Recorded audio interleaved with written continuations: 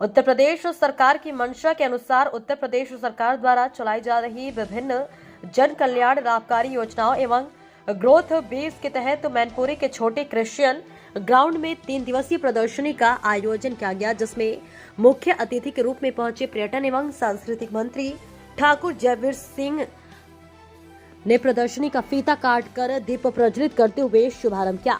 प्रदर्शनी के दौरान वहां लगी योजना के तहत चित्र प्रदर्शनी का निरीक्षण भी किया। इस दौरान भी मीडिया से रूबरू होते हुए उन्होंने कहा कि आज उत्तर प्रदेश सरकार द्वारा चलाई जा रही योजनाओं के तहत पूरे प्रदेश में चित्र प्रदर्शनी का आयोजन किया जा रहा है। इस प्रदर्शनी से लोगों में जागरूकता आएगी। आज उसका उत्तर प्रदेश चहकता और महकता हुआ उत्तर प्रदेश जो भारत का नए ग्रोथ का इंजन बनने जा रहा है। इस अवसर पर उन्होंने बताया कि सरकार प्रत्येक लाभार्थी को प्रधानमंत्री आवास देकर छत मुहैया करा रही है। यह किसी भी लाभार्थी से किसी भी प्रकार का शोषण किया गया तो निष्पक्ष रूप से जांच कराते हुए दोषियों के खिलाफ कार्रवाई कराई जाएगी। वहीं उन्होंने किसानों द्वारा उगाई गई आलू की फसल के वाजिब दाम को लेकर बताया कि सरकार ने 650 रुपए प्रति क्विंटल के हिसाब से आलू का मृत मूल्य खोला है। भारत सरकार को भी चिट्ठी लिखी गई है। अब उत्तर प्रदेश का किसान किसी भी दशा में बेहाल नहीं होगा। जनपद मैनपुरी के कुरावली कोतवाली क्षेत्र के ग्राम गुलालपुर में एक किसान की पीट कर हत्या कर दी थी, जिस पर सपा के राष्ट्रीय अध्यक्ष अखिलेश यादव ने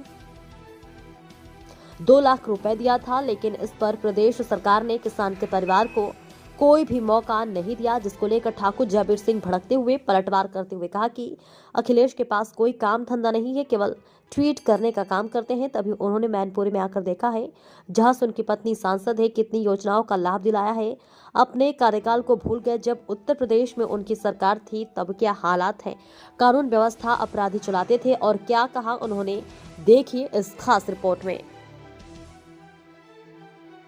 यहाँ पर क्रिश्चियन ग्राउंड में प्रदर्शनी लगाई गई है जो उत्तर प्रदेश सरकार की जो ना नीतियों को दर्शाती है। सर पूरा मामला क्या है सर, इसका उद्देश्य क्या है? देखिए, उत्तर प्रदेश का बदलता हुआ उत्तर प्रदेश, महकता हुआ उत्तर प्रदेश, चमकता हुआ उत्तर प्रदेश और ग्लोबल इन्वेस्टर समिट के कीर्तिमान बनाता हुआ उत्तर प्रदेश, नए स्वरूप में दिखाई देने वाला उत्तर प्रदेश आज नए भारत का नया ग्रोथ इंजन बनने जा रहा है। और इसका प्रामाणिक तथ्य ये है कि ग्लोबल इन्वेस्टर समिट जो पिछले महीने उत्तर प्रदेश की धरती पर संपन्न हुआ, जहां 35 लाख करोड़ से अधिक के इन्वेस्टमेंट के प्रस्ताव विभिन्न देशी और विदेशी निवेशकों के द्वारा प्राप्त हुए। ये अभूतपूर्व कृत्य इसलिए संभव हो रहा है क्योंकि उत्तर प्रदेश जहाँ पहले बीमारू उत्तर प्रदेश हुआ करता था, दंगों वाला उत्तर प्रदेश था, अवैध कब्जे करने वालों का उत्तर प्रदेश था, जहाँ गुंडई और अराजकता करने वालों का उत्तर प्रदेश था, वहाँ आज नया ऐसा उत्तर प्रदेश है जिसमें कानून का राज है।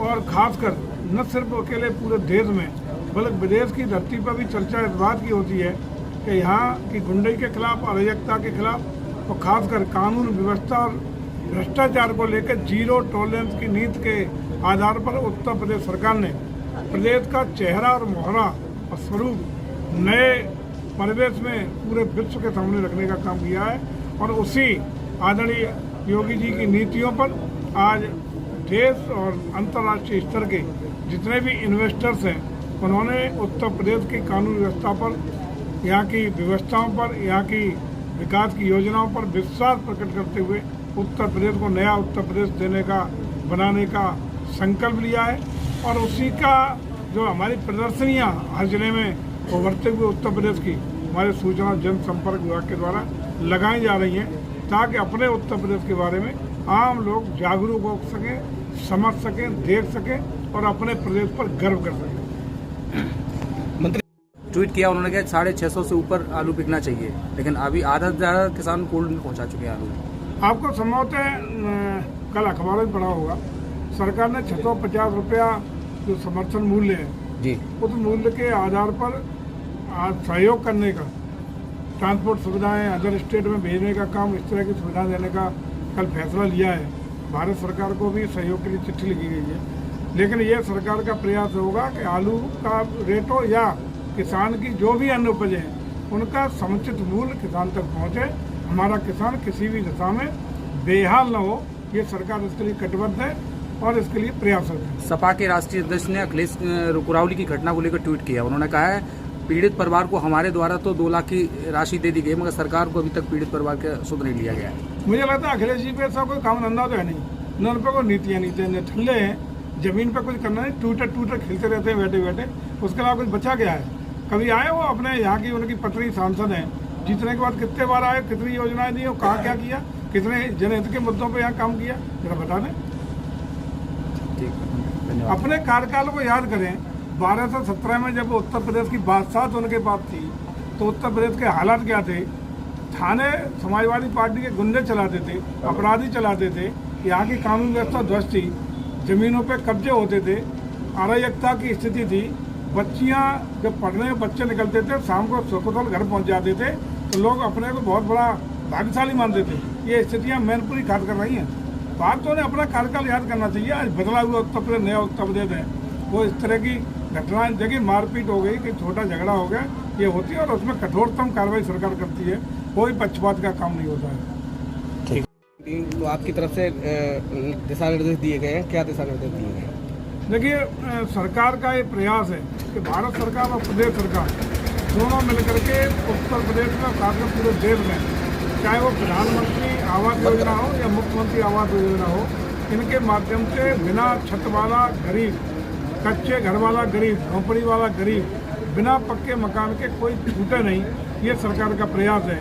तो इसलिए ये हम लोगों का प्रयास है कि अगर इसमें कहीं निचले स्तर पर कोई कमियां, कोई त्रुटियां, कोई शिकायत अगर आती है तो उसकी जिला स्तरीय अधिकारियों के द्वारा जिला स्तरीय कमेटी बना करके जांच करा ली जाए।